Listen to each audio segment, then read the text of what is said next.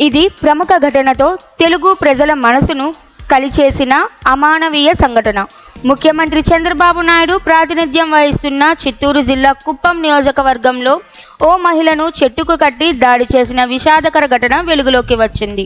నారాయణపురంలో నివాసముండే తిమ్మరాయప్ప అనే వ్యక్తి మునికన్నప్ప అనే వడ్డీ వ్యాపారి నుంచి 80,000 రూపాయలు అప్పు తీసుకొని ఊరు వదిలి వెళ్ళిపోయాడు.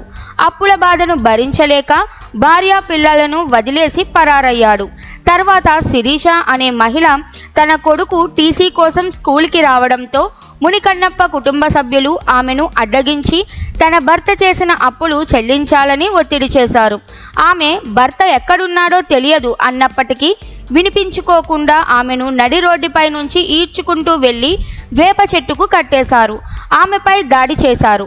ఇది ఆమె కొడుకు కన్నెదుటే జరగడం మరింత బాధాకరమైన విషయం.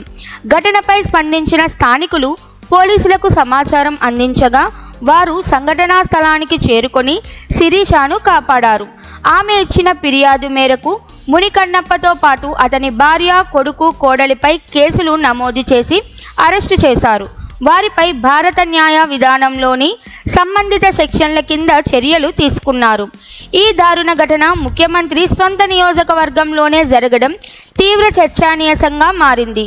మహిళపై కొనసాగుతున్న దౌర్జన్యాలను అరికట్టేందుకు కఠిన చట్టాలు ఉండాల్సిన అవసరం మరింత స్పష్టమవుతోంది.